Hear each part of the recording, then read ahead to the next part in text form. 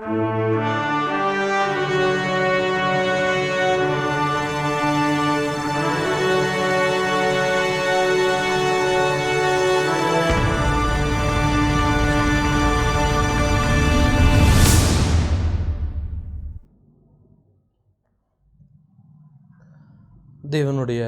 பரிசுத்த நாமம் மகிமைப்படுவதாக. இன்றைக்கும் கூட உங்கள் மத்தியிலே தேவ இயல் அல்லது முறை இறையியல் என்று சொல்லக்கூடிய ஒரு மிக முக்கியமான ஒரு வேதாகம படிப்பை நாம் படிக்க இருக்கிறோம். நாம் பொதுவாக வேதாகமத்தை பற்றி படிப்பதற்கு நம்முடைய நேரத்தை, நம்முடைய சுபாவத்தை,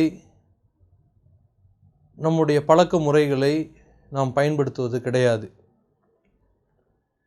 நாம் ஒவ்வொரு வாரமும் வேதாகம ஆராய்ச்சி கூட்டங்களுக்கு செல்லுகிறோம், அல்லது வாரம் தவறாமல் ஞாயிற்றுக்கிழமை ஆராதனைக்கு செல்லுகிறோம். அங்கு கேட்கக்கூடிய 1-2 செய்திகளை வைத்துக்கொண்டு நமக்கு வேதாகமத்தை பற்றின ஒரு புரிதல் தெளிவாக இருக்கிறது என்று நம்மை நாமே நமக்குள்ளாகவே நாம் எண்ணிக்கொண்டிருக்கிறோம். ஆனால் உண்மையாகவே நாம் வேதாகமத்தை நன்கு படிக்க வேண்டியது, அந்த வேதாகமத்தினுடைய தேவனை பற்றி படிக்க வேண்டியது நமக்கு கிடைத்திருக்கிற ஒரு மிக உன்னதமான பாக்கியமாகவும் பொறுப்பாகவும் கடமையாகவும் இருக்கிறது என்பதை நாம் உணர்ந்து கொள்ள வேண்டும். ஆகவே இன்றைக்கு உங்கள் மத்தியிலே இந்த படிப்பை நாம் படிக்க இருக்கும் பொழுது நாம் ஜெபத்துடனும் மிகுந்த கவனத்துடனும் இந்த படிப்பை நாம் படிக்க வேண்டியது அவசியம். இந்த தேவ இயல் அல்லது முறை இறையியல் என்று சொல்லக்கூடியது தேவனை பற்றிய ஒரு மிக முக்கியமான ஒரு படிப்பாக காணப்படுகிறது. வேதாகமத்திலே பல்வேறு விதமான உபதேசங்கள், படிப்புகள் காணப்படுகிறது. சிலர் கிறிஸ்துவை பற்றி படிப்பதில் ஆர்வமுடையவர்களாக இருக்கிறார்கள். இன்றைக்கு அதிகமான மக்கள் வருங்காலத்திலே நடக்கக்கூடிய எஸ்கட்டாலஜி என்று சொல்லக்கூடிய வருங்காலவியலை படிப்பதிலே ஆர்வமுடையவர்களாக இருக்கிறார்கள். அதெல்லாம் தேவன் மனிதனுக்கு வெளிப்படுத்தினது தான் நாம் படிக்க வேண்டிய ஒரு மிக முக்கியமான படிப்பாகவும் காணப்படுகிறது. ஆனால் அதைவிட மிக முக்கியமாக தியாலஜி ப்ராப்பர் என்று சொல்லக்கூடிய தேவ இயல் என்று சொல்லக்கூடிய இந்த படிப்பு நம்முடைய வாழ்க்கைக்கு மிக முக்கியமான அஸ்திபாரமாக காணப்பட வேண்டும் என்பதை நாம் புரிந்து கொள்ள வேண்டியது அவசியம். நாம் எதை பற்றி படிக்கிறோமோ இல்லையோ, நாம் மிக முக்கியமாக தேவ இயலை பற்றி, தேவனை பற்றி நாம் படிக்க வேண்டியது அவசியம். நாம் ஆராதிக்கிற தேவன் யார்? நான் யாரை சேவிக்கிறேன்? நான் யாருக்காக வாழ்கிறேன்? என்னுடைய வாழ்க்கையினுடைய லட்சியம் என்ன என்பதை எல்லாம் தீர்மானிப்பது இந்த படிப்பாக காணப்படுகிறது. ஆகவே இந்த படிப்பை பொதுவாக இது இறையியல் ராணி என்று அழைப்பதுண்டு. ஏனென்றால் எல்லா படிப்பும் இதை சார்ந்து காணப்படுகிறது. வேதாகமத்தினுடைய போதனைகள் எல்லாம் ஒன்றுக்கொன்று தொடர்புடையதாகத்தான் காணப்படுகிறது. எதுவுமே தன்னிச்சையாக போதிக்கப்படுவது கிடையாது. எல்லாம் தேவனை பற்றி இருக்கிறபடியால் நாம் கொலோசையர் 1வது அதிகாரத்திலே நாம் வாசிக்கும் பொழுது, அதனுடைய 15வது வசனத்திலிருந்து நாம் வாசிக்கும் பொழுது, சகலமும் அவரை கொண்டும் அவருக்கென்றும் சிருஷ்டிக்கப்பட்டது என்று சொல்லி வாசிக்கிறோம். ஆகவே இது அவரை கொண்டு அவருக்கென்று சிருஷ்டிக்கப்பட்ட உலகமாக, மனித வாழ்க்கையாக காணப்படுகிறபடியால் நாம் அவரை பற்றி, நம்மை உண்டாக்கின தேவனை பற்றி நாம் படிக்க வேண்டியது அவசியம். ஆகவே இந்த படிப்பானது எல்லா படிப்புகளினுடைய ராணி.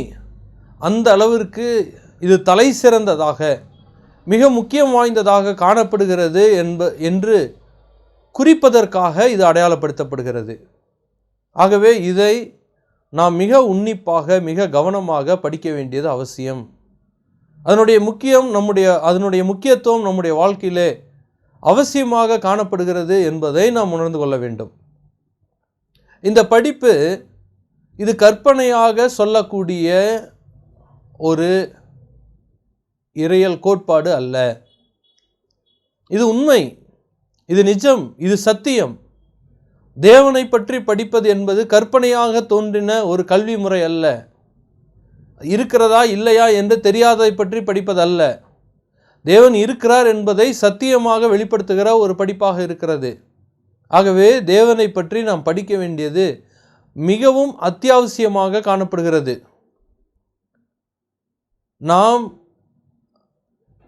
நம்முடைய வாழ்க்கையிலே நாம் பாவத்திலே விழுந்தபடியினால் நாம் ஆவிக்குள்ளான நிலைமையிலே நாம் பார்வையற்றவர்களாக இருக்கிறோம் என்று சொல்லி வேதாகமம் அடையாளப்படுத்துகிறது.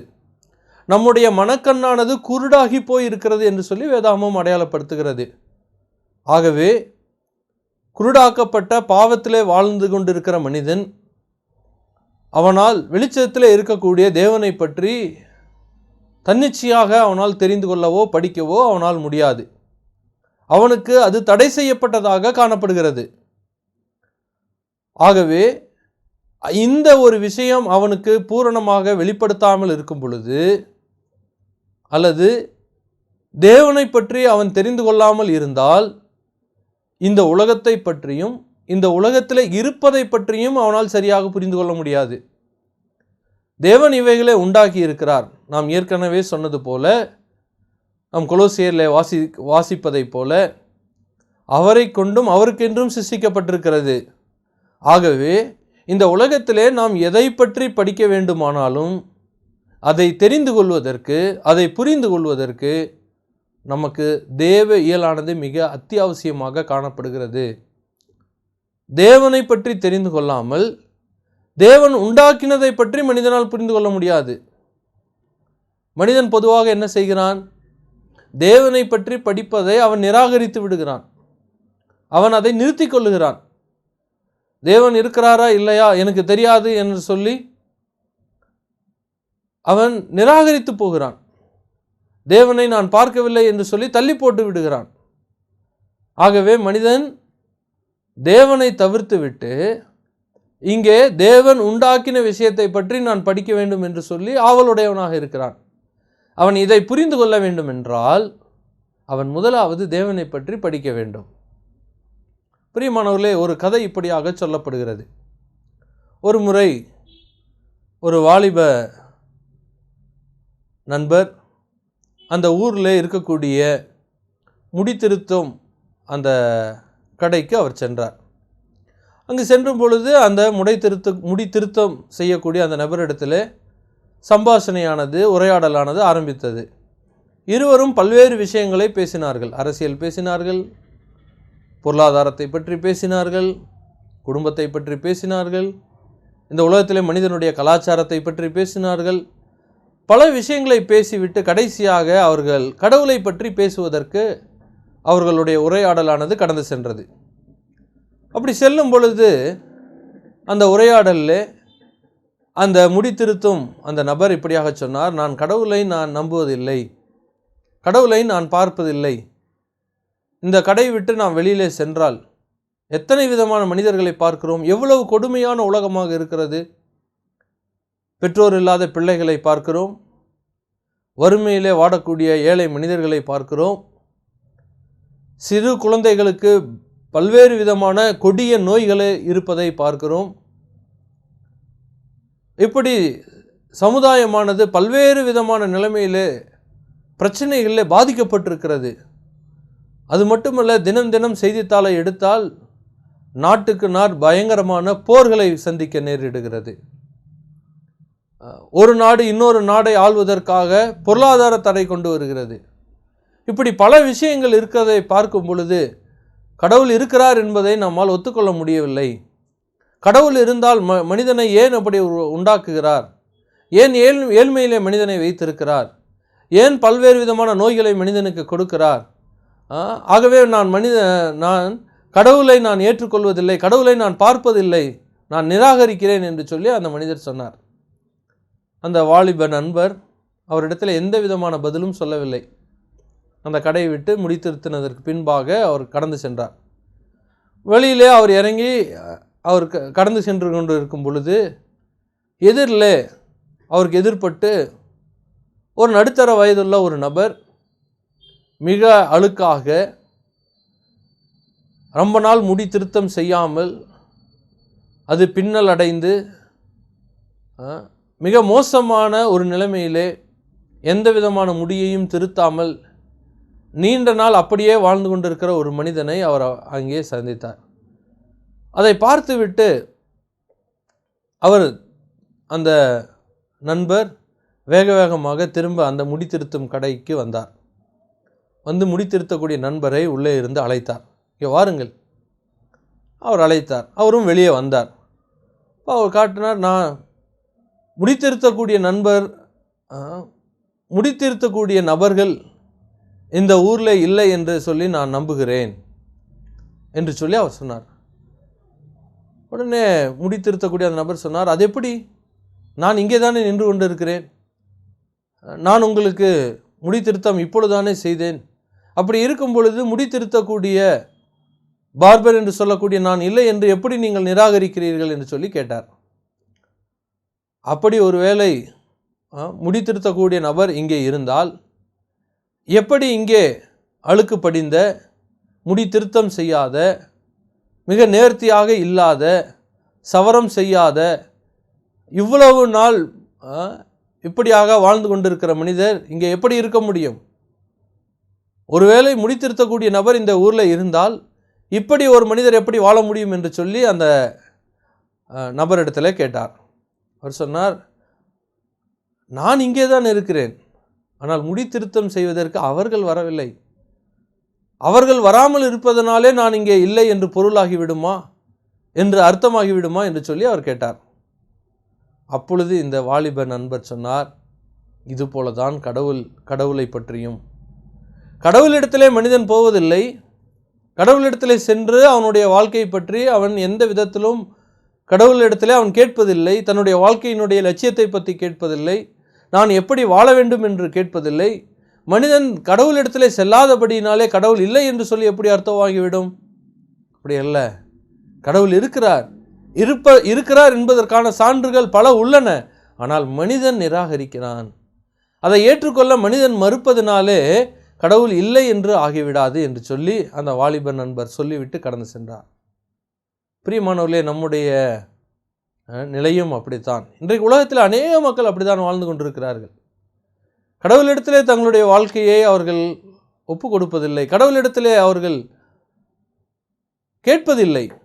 ஆகவே கடவுள் இல்லை என்று சொல்லி அவர்கள் நிராகரிக்கிறார்கள். ஆனால் இந்த படிப்பானது கடவுளை பற்றி படிப்பதனாலே இதை நாம் படிக்க வேண்டியது மிக அவசியம்.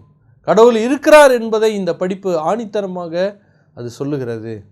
ஆகவே இந்த படிப்பு எல்லா படிப்புகளை விட சிறந்தது. இதுதான் அடிப்படையானது. கடவுளை பற்றி மனிதன் படித்ததற்கு பின்பாகத்தான் அவர் படைத்திருக்கிற, தேவன் உண்டாக்கி இருக்கிற, இந்த 7 நாளுக்குள்ளாக படைத்திருக்கிற இந்த அண்ட சராசரங்களை மனிதன் படிக்க வேண்டியது அவசியமாகவும். ஆகவே அதை கடவுளை பற்றி படிக்காமல் மற்ற எந்த விஷயத்தை அவன் படித்தாலும் அது வீணான காரியமாகவே காணப்படுகிறது என்பதை நாம் உணர்ந்து கொள்ள வேண்டும். இரண்டாவதாக, கடவுளை பற்றி நாம் படிக்கும் பொழுது கடவுள் தம்மை எந்த விதத்திலே வெளிப்படுத்தி இருக்கிறாரோ அந்த விதத்திலே நாம் தெரிந்து கொள்ள வேண்டியதும் அவசியம். கடவுள் தம்மை பற்றி எப்படி வெளிப்படுத்தி இருக்கிறார்? மிக முக்கியமாக வேதாகமம் என்று சொல்லக்கூடிய பைபிளிலே தம்மை பற்றி அவர் வெளிப்படுத்தி இருக்கிறார். ஆகவே அந்த முறையிலே நாம் படிக்காமல் வேறு எந்த விதத்திலும் தேவனை பற்றி நம்மால் சரியாக புரிந்து கொள்ள முடியாது. பல்வேறு விஷயங்கள் தேவனை வெளிப்படுத்தக்கூடியதாக காணப்பட்டாலும் எல்லாவற்றுக்கும் ஆதாரமாக வேதாகமம் காணப்படுகிறபடியால் மனிதன் வேதாகமத்தை படிக்க வேண்டியது அவசியமாக காணப்படுகிறது. அவர் வேதாகமத்தின் மூலமாகத்தான் தம்மை வெளிப்படுத்துகிறார். மனிதன் கடவுளை தேடி பல்வேறு இடங்களுக்கு அலைந்து கொண்டிருக்கிறான். கடவுள் இங்கே இருக்கிறாரா, அங்கே இருக்கிறாரா, இப்படி இருக்கிறாரா, அப்படி இருக்கிறாரா, அவருக்கு கேட்குமா, கேட்காதா? அவர் உணர்வாரா? அவருக்கு இதை செய்யலாமா, அதை செய்யலாமா? கடவுளுக்கு எது விருப்பம்? மனிதனாக யூகித்து கொண்டு ஒன்றொன்றையும் செய்து கொண்டிருக்கிறான். கடவுள் கேட்காத விஷயங்களை கடவுள் கேட்கிறார் என்று மனிதன் நினைத்துக் கொள்கிறான். கடவுள் விரும்பாத விஷயத்தை தேவன் விரும்புகிறார் என்று சொல்லி அவனாக ஒன்றை புரிந்து கொண்டு அவனாக ஒன்று செய்கிறான். பிரியமானவர்களே, தேவனை பற்றி நாம் படிக்க வேண்டும் என்றால் தேவனுடைய வார்த்தை, தேவனுடைய வேதாகமத்தை நாம் படிக்க வேண்டியது அவசியம். அவருடைய வார்த்தையை நாம் படிக்க வேண்டும். ஒருவேளை உங்களை பற்றி நான் தெரிந்து கொள்ள வேண்டும், ஒரு 100 வருடத்திற்கு பின்பாக உங்களை பற்றி நான் தெரிந்து கொள்ள வேண்டும் என்றால் நீங்கள் எழுதி வைத்திருக்கிற வார்த்தையின் மூலமாகத்தான் உங்களை பற்றி நான் தெரிந்து கொள்ள முடியும், இல்லையா? நீங்கள் உங்களை பற்றி அன்றைய சிலருக்கு டைரி எழுதுகிற பழக்கம் இருக்கும். அன்னைக்கு அவர்கள் என்னென்ன செய்தார்கள், காலையில் எழுந்ததிலிருந்து இரவு படுக்கை வரைக்கும் அவர்கள் என்ன செய்தார்கள் என்று குறிப்பெடுக்கிற நபர்கள் உண்டு. அப்போ ஒரு 200 வருடம் கழித்து ஒரு நபர் வந்து அவரை பற்றி தெரிந்து கொள்ள வேண்டும் என்றால் அவர் எப்படி தெரிந்து கொள்வார்? அவர் அன்றாடகமும் என்னென்ன செய்திருக்கிறார் என்பதை வாசிக்கும் பொழுது அவர் தெரிந்து கொள்ளுகிறார். அப்படித்தான் நம் கடவுளை பற்றி, தேவனை பற்றி தெரிந்து கொள்ள வேண்டும் என்றால் அவர் எழுதியிருக்கிற வார்த்தைகளை நாம் அனுதினமும் வாசிக்க வேண்டியது அவசியம். அதன் மூலமாக தான் நாம் தெரிந்து கொள்ள முடியும். வேற எந்த விஷயத்திலும் நாம் தெரிந்து கொள்ள முடியாது. தேவன் சில வழிகளை வைத்திருக்கும் பொழுது அந்த வழிகளிலே தான் நாம் பயணித்து தேவனை பற்றி நாம் புரிந்து கொள்ள வேண்டுமே ஒழிய வேற எந்த விஷயத்தையும் நாம் தானாக முயற்சி எடுக்கக்கூடாது. இன்றைக்கு அப்படி அநேக மக்கள் முயற்சி எடுக்கிறார்கள். நான் கடவுளை பற்றி அறிந்து கொள்வதற்காக இந்த ஊருக்கு செல்வது, அந்த ஊருக்கு செல்வது, அவர்கள் இந்த இடத்துல இப்படியாக சாப்பிடாமல் சென்றால் கடவுளை பார்க்க முடியும், இரவில் இந்த நேரத்தில் கடவுள் காட்சி கொடுப்பார், இந்த இடத்துல அவருக்கு பிரியமாக இருக்கும். மனிதன் தன்னுடைய கற்பனைக்கு என்னென்னலாம் தோன்றுகிறதோ அதையெல்லாம் கடவுள் வெளிப்படுத்துகிற வழிகள் என்று அவன் நினைத்து கொள்கிறான். பிரியமானவர்களே, அப்படி அல்ல. தேவனை பற்றி நீங்கள் படிக்க வேண்டும் என்றால் தேவன் எழுதியிருக்கிற வேதாகமத்தை படிக்க வேண்டும். மனிதனுடைய வார்த்தைகளை படிக்கக்கூடாது. மனிதன் தன்னுடைய எண்ணத்திற்கு தோன்றின விஷயங்களை நீங்கள் படிக்கக்கூடாது. மனிதனுடைய கற்பனைக்கு வரக்கூடிய காரியங்களை நீங்கள் யோசித்து நீங்கள் செயல்படுத்தக்கூடாது. தேவன் சொல்லி இருக்கிற, தேவன் உறுதிப்படுத்தி இருக்கிற வார்த்தைகளை நீங்கள் படிக்க வேண்டும். வேதாகமம் தேவனுடைய வார்த்தை என்று உறுதிப்படுத்துகிறது. அவருடைய வாயின் வார்த்தையினால் பரிசுத்த ஆவியானவரால் ஏவப்பட்டு அருளப்பட்டது என்று 1 தீமோத்தேயு 3வது அதிகாரம் 16வது வசனத்திலே வாசிக்கிறோம். அது மனிதனுடைய பிரயோஜனத்திற்காக எழுதப்பட்டிருக்கிறது, மனிதனுடைய வாழ்க்கையை சீர்படுத்துவதற்காக எழுதப்பட்டிருக்கிறது என்று சொல்லி வாசிக்கிறோம். பிரியமானவர்களே, 1 பேதுரு 1 அதிகாரம் 19வது வசனத்திலும் அதை நாம் வாசிக்க முடியும். ஆகவே தேவனுடைய வார்த்தையை நீங்கள் படிக்க வேண்டும் என்றால், தேவனை பற்றி படிக்க வேண்டும் என்றால் தேவனுடைய வார்த்தையை நீங்கள் படிக்க வேண்டும். அதன் மூலமாகத்தான் தேவனை தெரிந்து கொள்ள முடியும். இது 2வது விஷயம். 3வதாக இந்த படிப்பு ஏன் இந்த படிக்கிறது நம்முடைய வாழ்க்கையில் இந்த தேவ இயல் என்பது தேவனை நாம் பரிசோதனைக்குட்படுத்துகிறது அல்ல, தேவனை மையமாக வைத்து நாம் படிக்கிறோம். தேவ இயலினுடைய படிப்பினுடைய மையம் தேவனாக காணப்படுகிறார், வேற யாரும் கிடையாது. தேவனை ஆய்வுக்குட்படுத்த முடியுமா? பரிசோதனைக்குட்படுத்த முடியுமா? நிச்சயம் முடியாது. தேவனை பரிசோதிக்க கூடாது என்று சொல்லி வேதாகமம் சொல்லுகிறது. ஆனால் தேவனை நாம் மையமாக வைத்து படிப்பதற்கு தேவன் அனுமதிக்கிறார். தேவனை நாம் பரிசோதிப்பதல்ல, தேவனை மையமாக, தேவனை நாம் மைய பொருளாக, நம்முடைய படிப்பினுடைய நாயகராக வைத்து நாம் படிக்க வேண்டியது அவசியமாக காணப்படுகிறது. இந்த தேவ இயலை நாம் படிப்பதற்கு முன்பாக அடிப்படையாக இவைகளை நாம் தெரிந்து கொள்ள வேண்டும். இது எல்லா படிப்பிற்கும் அடிப்படையான ஒன்று. இதை படிக்கும் பொழுதுதான் தேவன் உண்டாக்கினதை பற்றி நம்மால் தெரிந்து கொள்ள முடியும். 2வது, இதை படிக்கும் பொழுது நம்முடைய வாழ்க்கையில் தேவனை பற்றி படிக்கும் பொழுது தேவனுடைய வார்த்தைகளை நாம் படிக்க வேண்டியது அவசியம். 3வது, இந்த படிப்பின் மூலமாக நாம் தேவனை மைய பொருளாக வைத்து படிக்கிறோம். நாம் யாரையும் மையப்பொருளாக வைக்கவில்லை, மனிதர்களை வைக்கவில்லை, நாம் சார்ந்திருக்கிற நிறுவனங்களை வைக்கவில்லை, நமக்கு பிடித்திருக்கிற நபர்களை வைக்கவில்லை, நம்முடைய வார்த்தைகளை நாம் வைக்கவில்லை. பிரியமானவர்களே, தேவனை மையமாக வைத்து இதை நாம் படிக்கிறோம். தேவ இயல் என்பது தேவன் மையமாக இருக்கிறார்.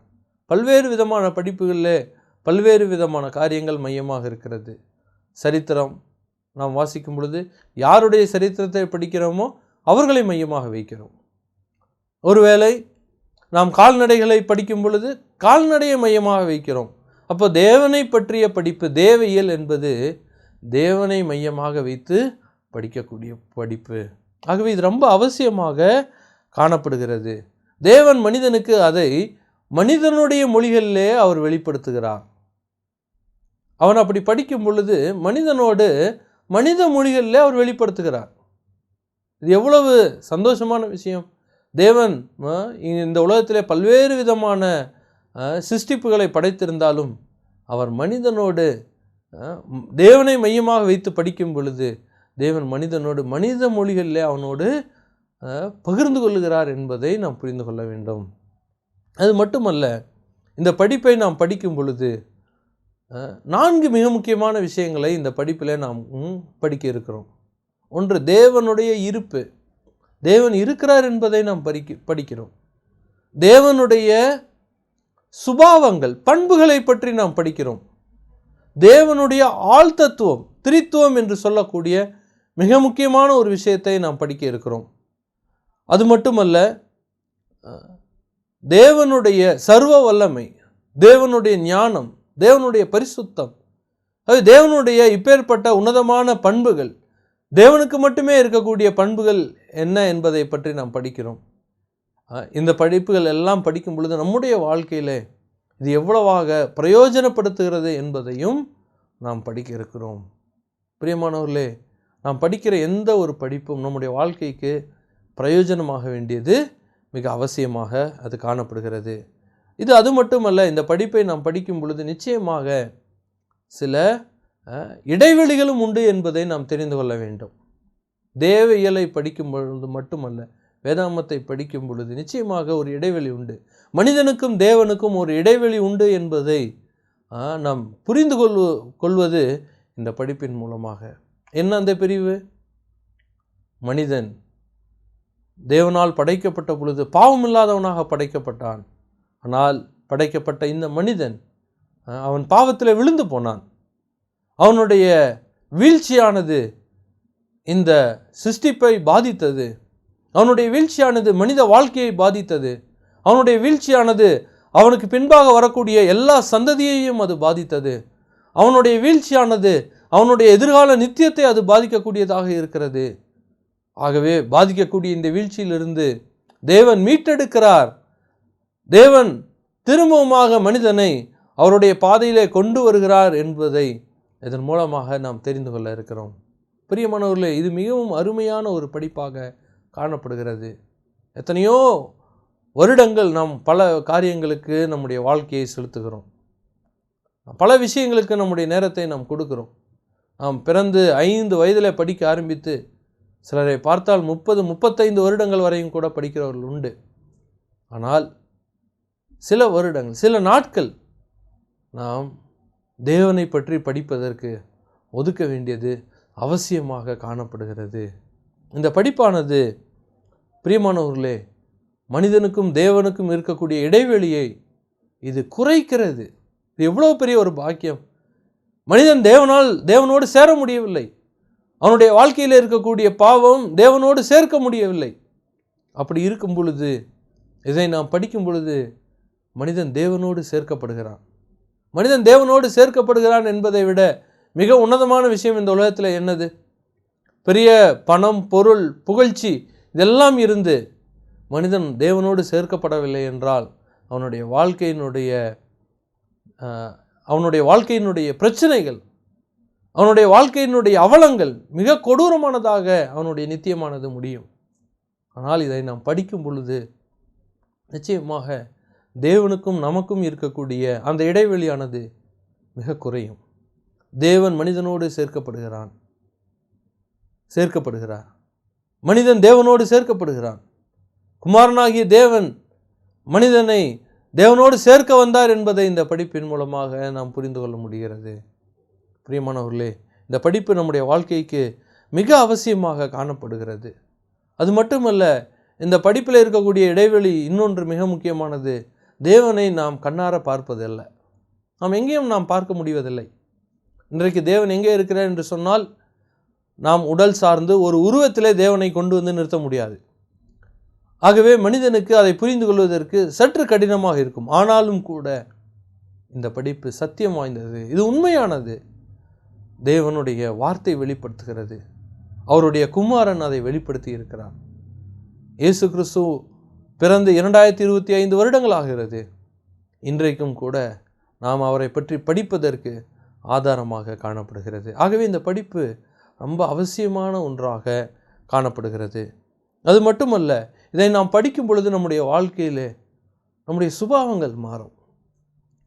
தேவன் எப்பேற்பட்டவர் என்று தெரியும் பொழுது நாம் எப்பேற்பட்டவர்கள் என்பதை நாம் தெரிந்து கொள்கிறோம்.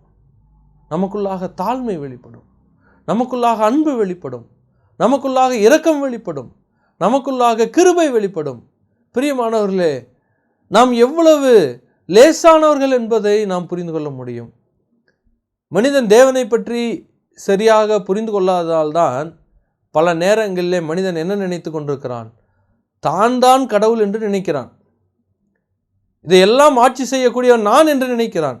பணத்தால் இந்த உலகத்தை ஆட்சி செய்துவிட முடியும், அதிகாரத்தால் ஆட்சி செய்ய முடியும், என்னுடைய புத்தி கூர்மையால் அறிவால் நான் ஆட்சி செய்ய முடியும் என்று மனிதன் நினைக்கிறான். பிரியமானவர்களே, நிச்சயமாக முடியாது. தேவனை பற்றின புரிதல் மனிதனுக்கு இல்லாதனாலே பல நேரங்களில் மனிதன் தன்னுடைய வாழ்க்கைக்கு கடவுளாக மாறி போகிறான். என்னுடைய வாழ்க்கையை நான் தான் தீர்மானிப்பேன், என்னுடைய வாழ்க்கை என்னுடைய இஷ்டம். அநேகருடைய வண்டியிலே நாம் இப்படி பார்க்க முடிகிறது. My life my rules. தேவன் கொடுத்த வாழ்க்கை என்பதை புரிந்து கொள்வதில்லை. தேவன் கொடுத்த சட்டத்திட்டங்கள் என்று புரிந்து கொள்ளவில்லை. மாறாக என்னுடைய வாழ்க்கைக்கு நான் தான் ராஜா, நான் தான் கடவுள் என்று நினைக்கிறார்கள். அதற்கு காரணம் என்ன? அவர்களுக்கு தேவனை பற்றின அறிவு கிடையாது. பிரியமானவர்களே, தேவனை பற்றி நாம் அறிந்து கொள்ள நம்முடைய வாழ்க்கையிலே தாழ்மை, அன்பு, இரக்கம், உதவி செய்தல், நல்ல பண்புகள், நல்ல சுபாவங்கள் மனிதனுடைய வாழ்க்கையிலே வெளிப்படும்.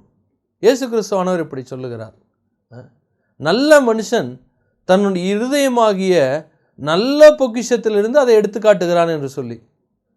மனிதனுடைய இருதயம் நன்மையானதாக எப்படி வந்தது?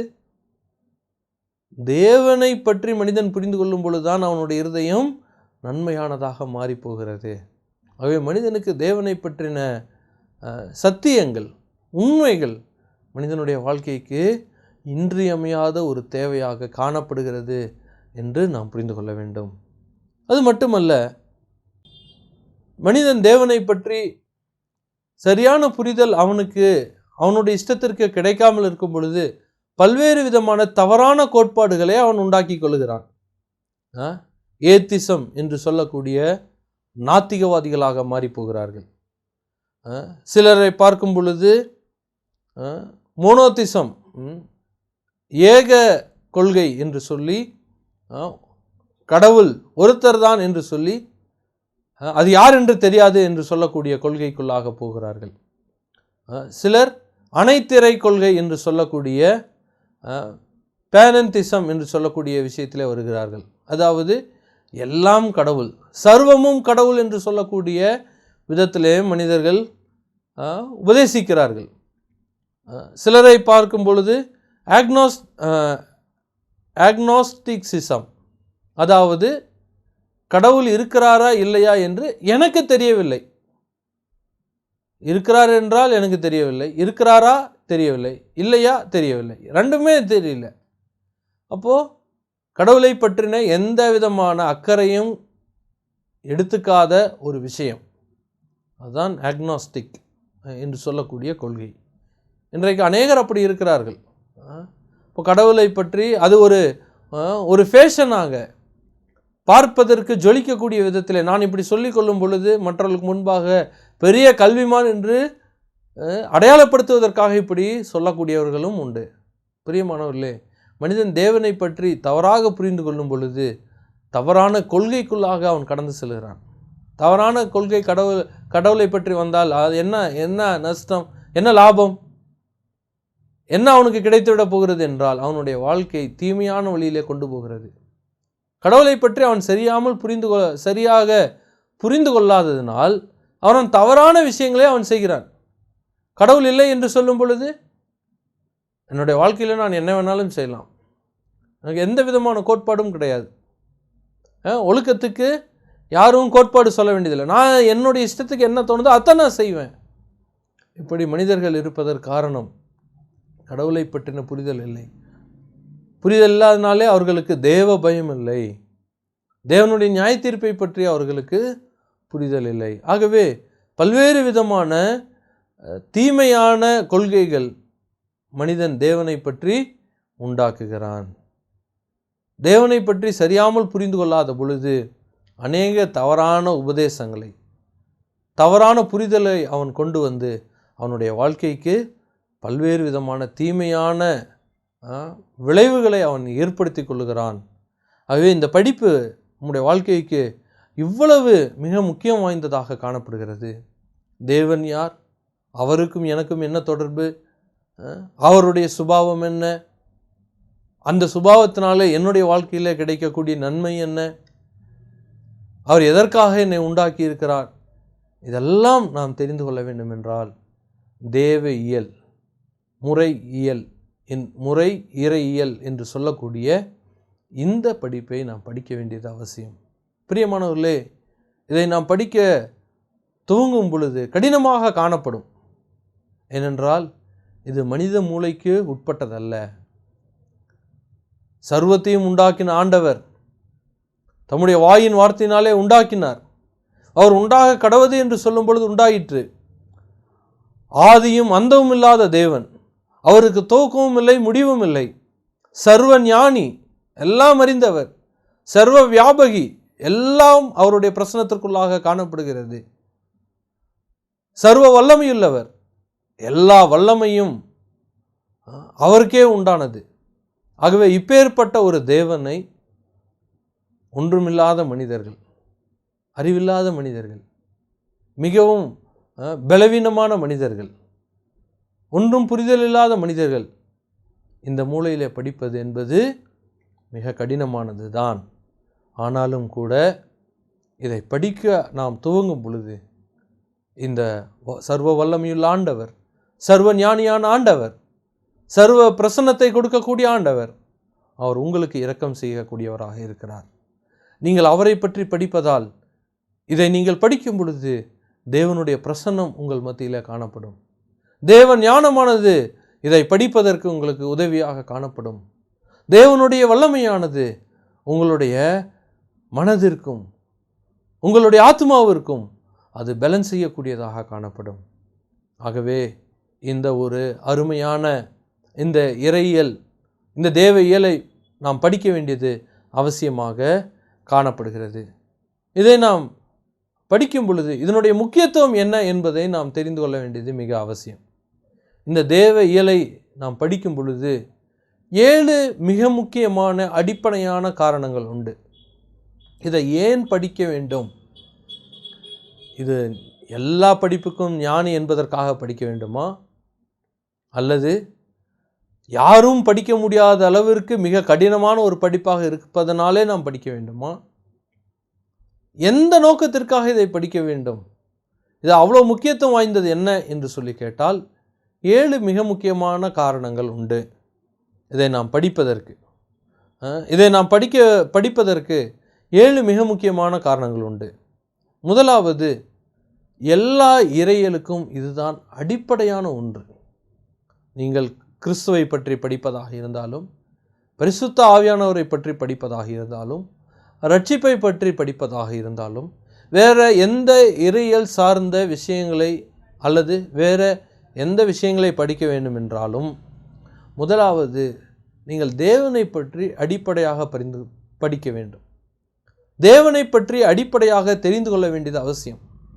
தேவனுடைய ஆழ்தத்துவம், தேவனுடைய சுபாவங்கள், தேவனுடைய பண்புகள், தேவனுடைய வல்லமை, தேவனுடைய செயல்பாடுகள், இதை நாம் படிக்காமல் நாம் வேறு எதையும் நம்மால் படிக்க முடியாது.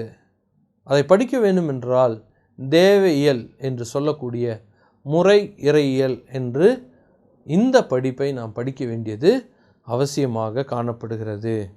இதை நாம் சரியாக படிக்கவில்லை என்றால் நம்முடைய வாழ்க்கையினுடைய நடைமுறைகள் பல்வேறு விதங்களிலே தீமையாக இருக்கும். நாம் ஏற்கனவே சொன்னது போல நம்முடைய வாழ்க்கை பல்வேறு விதமான தீமைக்குள்ளாக கடந்து செல்லும்.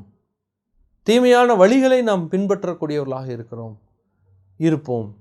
நம்முடைய வாழ்க்கையிலே பல்வேறு விதமான தேவ பயம் இல்லாத ஒரு வாழ்க்கை முறையை நாம் வாழக்கூடியவர்களாக இருப்போம். அப்படி வாழக்கூடாது என்றால் இதை நாம் படிக்க வேண்டும். ஆகவே எல்லா இறையியலுக்கும் இது ஒரு அடிப்படையான ஒரு விஷயமாக காணப்படுகிறது. நாம் வேதாகமத்தை வைத்திருக்கிறோம். அந்த வேதாகமத்தில் சொல்லப்பட்ட தேவன் யார் என்று தெரியாமல் நாம் எப்படி அதை படிக்க முடியும்? அந்த வேதாகமத்தில் சொல்லப்பட்ட தேவனை பற்றி நாம் தெரிந்து கொள்ளாமல் நாம் எப்படி மற்ற விஷயங்களை நாம் படிக்க முடியும்? அந்த வேதாகமத்தில் சொல்லப்பட்ட தேவனுடைய ஆள் தத்துவத்தை நாம் படிக்காமல் அந்த திரித்துவம் இதெல்லாம் எப்படி நாம் புரிந்து கொள்ள முடியும்? தேவனை பற்றி நாம் படிக்க வேண்டியது அவசியம். ஆகவே எல்லா இறையியலுக்கும் இது ஒரு அடிப்படையான ஒன்றாக இருக்கிறது என்பதை நாம் புரிந்து கொள்ள வேண்டும். நம்முடைய வாழ்க்கை சீராக செல்வதற்கு இது அவசியம். மனிதனுடைய வாழ்க்கை நேர்கோட்டிலே செல்ல வேண்டும் என்றால் இதை நாம் படிக்க வேண்டியது அவசியம். இரண்டாவதாக நாம் ஏன் படிக்க வேண்டும் என்றால் நம்முடைய ஆராதனையை இது ஆழப்படுத்தும். தேவனை நாம் சேவிப்பதற்குனுடைய அஸ்திபாரம் தேவனை பற்றிய படிப்பு. தேவனை பற்றிய படிப்பு இல்லாமல் நம்முடைய ஆராதனையானது தேவனை நாம் மகிமைப்படுத்துவதானது அது உண்மையுள்ளதாக காணப்படாது. அது அர்த்தமற்றதாக காணப்படும். தேவனுடைய பரிசுத்தம், அவருடைய அன்பு, அவருடைய நீதி, அவருடைய சர்வ வியாபகி, சர்வ ஞானி, இதெல்லாம் தெரியாமல் நாம் எப்படி ஆராதிக்க முடியும்? தேவனுடைய நீதியை பற்றி நாம் தெரியாமல் எப்படி நாம் ஆராதிக்க முடியும்? இந்த நீதியான தேவன் பாவியான மனிதனுக்காக என்ன செய்தார் என்று நாம் தெரிந்து கொள்ள வேண்டும் என்றால் நாம் இதை படிக்க வேண்டும். நம்முடைய ஆராதனையுடைய மையமே அதுவாகத்தானே காணப்படுகிறது. அவருடைய நீதியும் அவருடைய பரிசுத்தமும் பாவியான மனிதனுக்கு என்ன கொண்டு வந்தது? தேவனுடைய நியாய தீர்ப்பை கொண்டு வந்தது. அந்த நியாய தீர்ப்பிலிருந்து அவனால் தப்பிக்க முடியாததாக இருந்தது. ஆகவே தப்பிக்க முடியாத அந்த நியாய தீர்ப்பை மனிதன் பெற்றுக்கொள்ள வேண்டும்.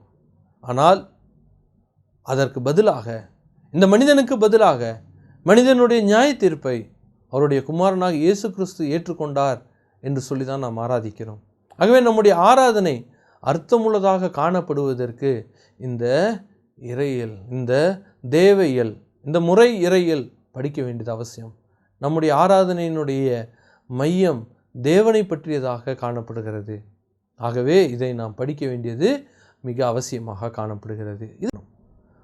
மூன்றாவது, எதற்காக இதை படிக்க வேண்டும்? நம்முடைய விசுவாசத்தை இது பலப்படுத்தும். நம்முடைய விசுவாசத்தை இது அதிகமாக உறுதிப்படுத்தும். பவுல் இப்படியாக தன்னுடைய நிருபத்திலே சொல்கிறார், நான் விசுவாசித்திருக்கிறவர் இன்னார் என்று அறிவேன், நான் யாரை நம்புகிறேன் என்று எனக்கு தெரியும்.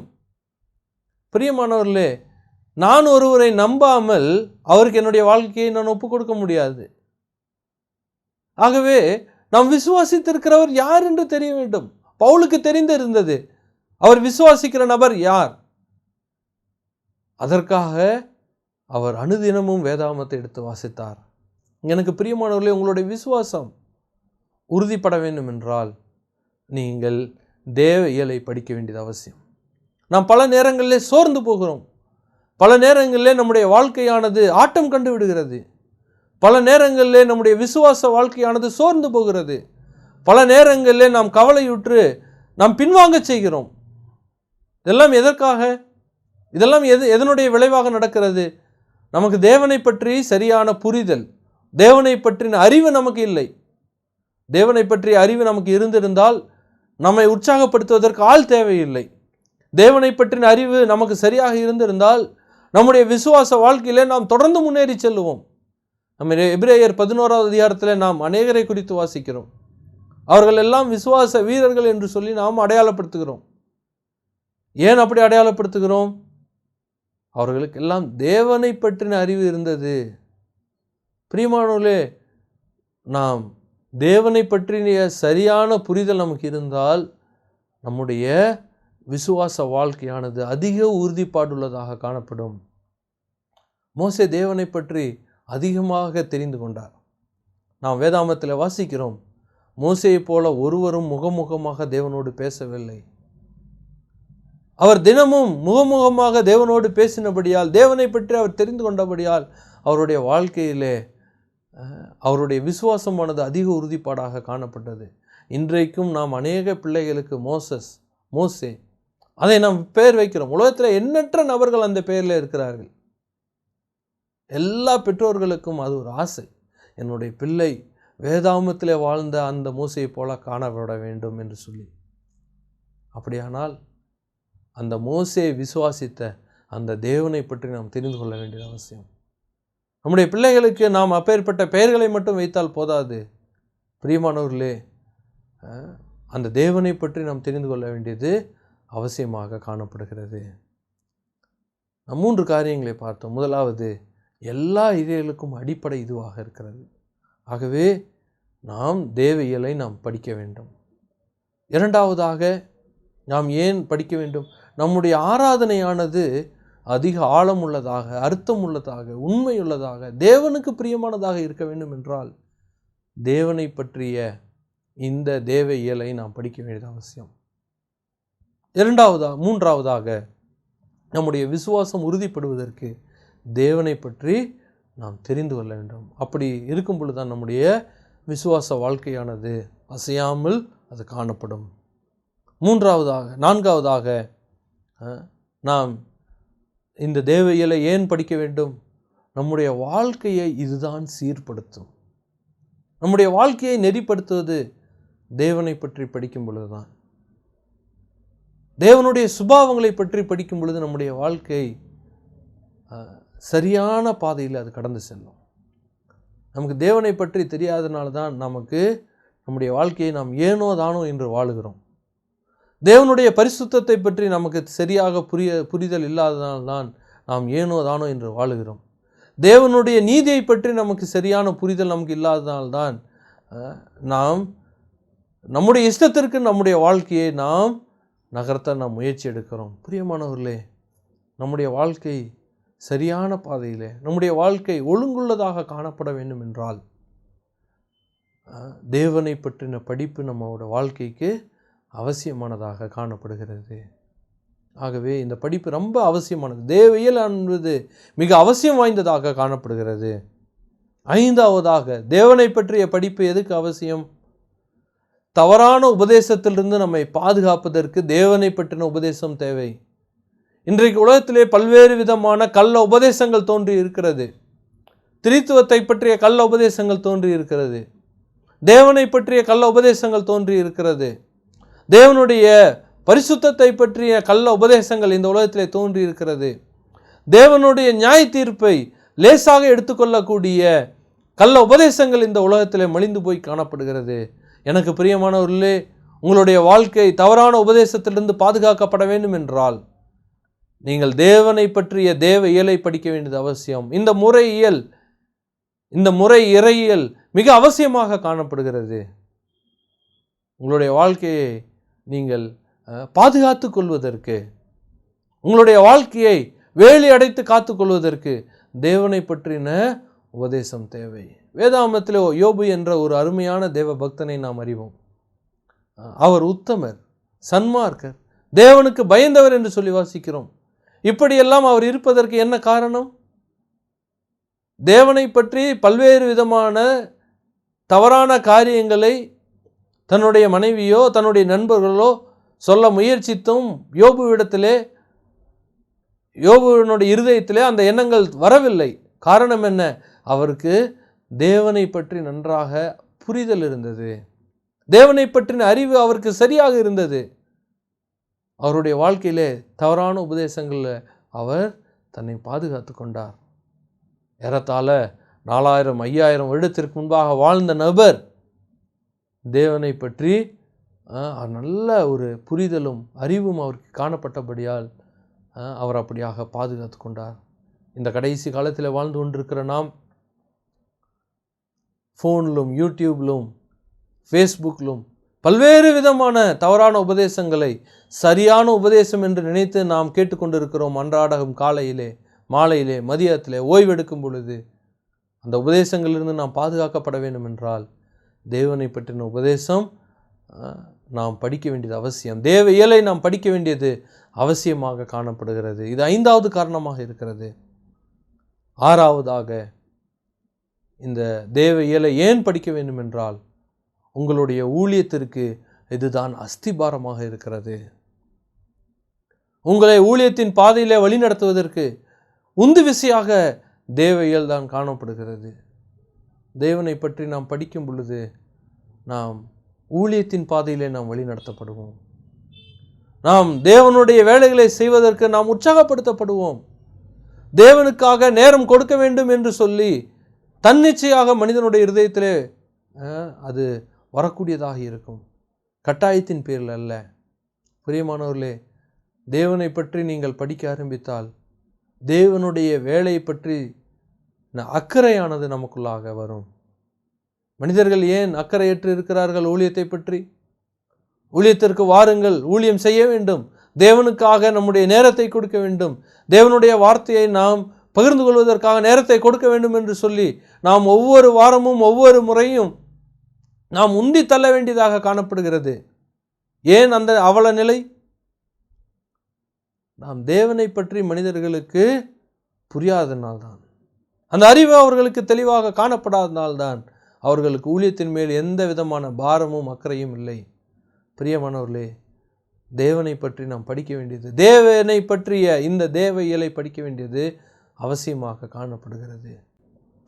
கடைசியாக இந்த தேவ இயல் நாம் ஏன் படிக்க வேண்டும்? இது நம்மை நித்தியத்தின் வாழ்க்கைக்கு நம்மை வழிநடத்தக்கூடியதாக இருக்கிறது. நித்திய ஜீவ வாழ்க்கையை பற்றி, அந்த நித்திய ஜீவ வாழ்க்கை குறித்து நமக்கு தெளிவாக விளக்கி காண்பிக்கிறது. அந்த வாழ்க்கையை நமக்கு கொடுக்கக்கூடியதாக இந்த தேவ இயல் காணப்படுகிறது. பிரியமானவர்களே, தேவன்தான் நமக்கு நித்திய ஜீவனாக காணப்படுகிறார். அவருடைய குமாரனை விசுவாசிப்பதே நித்திய ஜீவன் என்று சொல்லி 1 யோவானிலே நாம் வாசிக்கிறோம். எனக்கு அன்பான பிரியமானவர்களே, உங்களுக்கு நித்திய ஜீவன் வேண்டும் என்றால் நீங்கள் தேவ இயலை படிக்க வேண்டும், தேவனை பற்றி படிக்க வேண்டும்.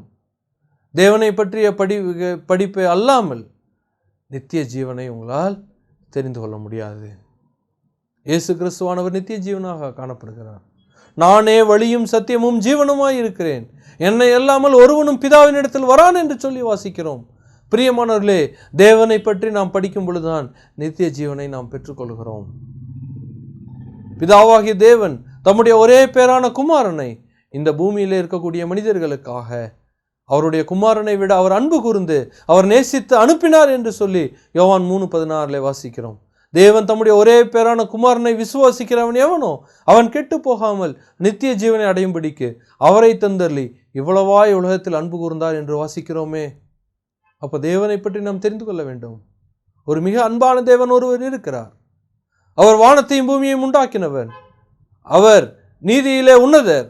அவர் பரிசுத்தத்திலே சிறந்தவர். அவர் ஒப்புமை இல்லாத இந்த தேவன் மனிதர்களாகிய நம்மை அன்பு கூர்ந்ததினாலே தாம் நேசித்த ஒரே பேரான குமாரனை நம்முடைய பாவத்திற்காக, அந்த பாவத்தின் பிராயச்சித்தத்திற்காக இந்த உலகத்திற்கு பலியாக ஒப்பு கொடுத்தார் என்று நாம் தெரிந்து கொள்வதற்கு தேவனை பற்றி படிக்க வேண்டும். இந்த அன்பான தேவன், இந்த இரக்கத்தின் தேவன், இந்த கிருபையின் தேவன், இதை ஆசீர்வதிக்கும் தேவன், அரவணைக்கும் தேவனை நாம் படிப்பதற்கு இந்த தேவ இயலானது நமக்கு அவசியமாக காணப்படுகிறது. பிரியமானவர்களே, இது எவ்வளவு ஆசீர்வாதமான ஒரு விஷயம். நம்முடைய வாழ்க்கையிலே தேவனை பற்றிய படிப்பு எவ்வளவு ஆசீர்வாதமான விஷயம். மற்ற எல்லா படிப்புகளையும் படிப்பதற்கு நமக்கு ஒரு கிரைட்டீரியா வைத்திருக்கிறார்கள், ஒரு நிபந்தனை வைத்திருக்கிறார்கள். நீங்கள் 10வது படித்திருக்க வேண்டும், 12வது படித்திருக்க வேண்டும். குறைந்தபட்சம் இதை படித்திருந்தால்தான் இதை நீங்கள் படிக்க வேண்டும் என்ற நிபந்தனை உண்டு. ஆனால் தேவனை பற்றி படிப்பதற்கு எந்த நிபந்தனையும் மனிதனுக்கு இல்லை. அவன் கல்வி அறிவு அவனுக்கு தேவையில்லை. பிரியமானவர்களே, அவன் கேட்கும் திறன் இருந்தாலே அவன் தேவனை பற்றி புரிந்து கொள்ள முடியும். அவன் பார்க்கும் திறன் இருந்தாலே தேவனை பற்றி புரிந்து கொள்ள முடியும். பிரியமானவர்களே, தேவன் எவ்வளவாக நமக்கு வெளிப்படுத்தி இருக்கிறார். நமக்கு நல்ல முறையில் அவர் வெளிப்படுத்தி இருக்கிறார். நாம் வேதாமத்தில் வாசிக்கும் பொழுது தடவியாயிலும் அவரை தெரிந்து கொள்ள வேண்டும். பிரியமானவர்களே, நாம் தடவியும் அவரை தெரிந்து கொள்ள முடியும். தேவியலானது நம்முடைய வாழ்க்கையில் மிக அவசியமான காரியமாக இருக்கிறது. 7 காரணங்களை நாம் பார்த்தோம். முதலாவது, எல்லா இயலுக்கும் அஸ்திபாரம் இந்த தேவையியல். நீங்கள் கிறிஸ்துவை பற்றி படிக்க வேண்டுமா? ரட்சிப்பை பற்றி படிக்க வேண்டுமா? வருங்காலவியலை பற்றி படிக்க வேண்டுமா? மனிதனை பற்றி படிக்க வேண்டுமா? அல்லது உலகத்தை பற்றி படிக்க வேண்டுமா? அதற்கெல்லாம் அஸ்திபாரம் இந்த இறையியல், முறை இறையியல் என்று சொல்லக்கூடிய, தியாலஜி ப்ராப்பர் என்று சொல்லக்கூடிய இந்த தேவையியலானது காணப்படுகிறது. உங்களுடைய வாழ்க்கையில் ஆராதனையானது உண்மையுள்ளதாக, அர்த்தமுள்ளதாக, ஆழமானதாக காணப்பட வேண்டும் என்றால் தேவனை பற்றி நீங்கள் படிக்க வேண்டியது அவசியம்.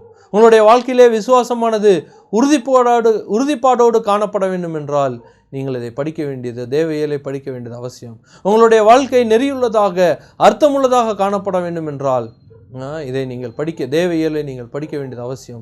உங்களுடைய வாழ்க்கையிலே கள்ள உபதேசத்திலிருந்து நீங்கள் பாதுகாக்கப்பட வேண்டும் என்றால் நீங்கள் தேவையியலை பற்றி நீங்கள் படிக்க வேண்டியது அவசியம். உங்களுடைய வாழ்க்கையிலே தேவனுடைய வேலைக்காக நீங்கள் உந்தப்பட வேண்டும் என்றால், தேவனுடைய வேலையை செய்ய வேண்டும் என்றால் தேவனை பற்றி படிக்க வேண்டியது அவசியம். உங்களுடைய வாழ்க்கையிலே நித்திய ஜீவனை பெற்றுக்கொள்ள வேண்டுமானால், உங்களுடைய வாழ்க்கையிலே நித்திய ஜீவ பாதையிலே கடந்து செல்ல வேண்டும் என்றால், அழிவின் பாதையிலிருந்து மீட்டெடுக்கப்பட வேண்டும் என்றால் நீங்கள் தேவையியலை நீங்கள் படிக்க வேண்டியது அவசியமாக காணப்படுகிறது. பிரியமானவர்களே, தேவன் இந்த ஆசீர்வாதமான ஒரு அறிவை, ஒரு படிப்பை நமக்கு கொடுத்திருக்கிறார். நாம் இருக்கிற இடத்திலிருந்து படிப்பதற்கு தேவன் வாய்ப்பை கொடுத்திருக்கிறார். நாம் தவறாமல் படிக்க வேண்டியது அவசியமாக காணப்படுகிறது. ஆகவே எனக்கு அன்பான பிரியமானவர்களே, இறையியலை, முறை இறையியல் என்று சொல்லக்கூடிய தேவ இயலை நாம் படிப்பதற்காக வந்திருக்கிறோம். நாம் தொடர்ந்து ஒவ்வொரு வாரமும் ஒவ்வொரு நாளும் நாம் ஆவலோடு மகிழ்ச்சியோடு இதை படிப்பதற்கு கர்த்தர் நமக்கு இரக்கம் செய்யக்கூடியவராக அவர் காணப்படுகிறார். அவருடைய எழுதப்பட்ட வார்த்தையின் மூலமாக அவர் தம்மை வெளிப்படுத்த அவள் ஆவலுடையவராக இருக்கிறார். என்னை தேடுகிறவன் கண்டடைவான் என்று சொல்லி நாம் வாசிக்கிறோம். பிரியமானவர்களே, தேடுகிற எவனும் கண்டடைவான், தட்டுகிற எவனுக்கும் திறக்கப்படும், கேட்கிற எவனுக்கும் கொடுக்கப்படும் என்று சொல்லி அவர் வாக்குத்தத்தம் பண்ணியிருக்கிறார். நீங்கள் இன்றைக்கு கர்த்தாவே உம்மை நான் தேடுகிறேன், எனக்கு வெளிப்படுத்தும், உம்மை நான் கண்டடையத்தக்கக்கூடிய விதத்தில் எனக்கு நீர் இரக்கம் செய்யும் என்று சொல்லும் பொழுது கர்த்தரை பற்றி நாம் அறிந்து கொள்வதற்கு அவர் வாய்ப்பை கொடுக்கிறார். அவர் தாராளமாக யாரெல்லாம் அவரை பற்றி தெரிந்து கொள்ள ஆசையுள்ளவர்களாக இருக்கிறார்களோ அவர்களுக்கெல்லாம் அவர் வெளிப்படுத்துவதற்கு சித்தமுடையவராக அவர் காணப்படுகிறார். தாவீது என்று சொல்லக்கூடிய இந்த ராஜா, இந்த பக்தன், அவர் இப்படியாக எழுதுகிறார், உம்முடைய வேதத்தில் உள்ள அதிசயங்களை பார்க்கும்படிக்கு என் கண்களை திறந்தருளும் என்று சொல்லுகிறார். அவருடைய ஆவல் அப்படியாக காணப்படுகிறது. தேவனை பற்றி நான் படிக்க வேண்டும், ஆகவே எனக்கு உம்முடைய ஒளிரூட்டக்கூடிய கண்களை எனக்கு தாரும் என்று சொல்லி அவர் ஜெபிக்கிறார். பிரியமானவர்களே, உங்களுடைய அன்றாட வாழ்க்கையில் நீங்கள் அப்படி ஜெபித்தால் உம்முடைய வேதத்தில் உள்ள அதிசயங்கள், தேவனே உம்மை பற்றின அதிசயங்களை எனக்கு காண்பியும் என்று சொல்லி நீங்கள் ஆவலோடு ஜெபித்தால், உங்களை நீங்கள் ஒப்பு கொடுத்தால் அதை வெளிப்படுத்துவதற்கு தேவன் ஆயத்தமுடையவராக காணப்படுகிறார். தேவன் உங்களுக்கு காண்பிக்கக்கூடியவராக இருக்கிறார். அவர் தேடுகிற எவனுக்கும் அவர் தம்மை வெளிப்படுத்த சித்தமாக இருக்கிறார் என்று சொல்லி வாசிக்கிறோம். பிரியமானவர்களே, அவர் உங்களுக்கு இந்த வேதாமத்தின் மூலமாக, இந்த தேவையியல் மூலமாக, இந்த முறை இறையியல் மூலமாக அவர் வெளிப்படுத்துவாராக. தேவன் தாமே உங்களை ஆசீர்வதித்து இதை தொடர்ந்து படிப்பதற்கு உங்களுக்கு நல்ல நேரத்தையும், நல்ல ஆரோக்கியத்தையும், நல்ல பலனையும், நல்ல உற்சாகத்தையும் இன்றைக்கும் என்றைக்கும் தந்தருள்வாராக. அவருடைய நாமம் மட்டுமே உயர்த்தப்படுவதாக. ஆமென்.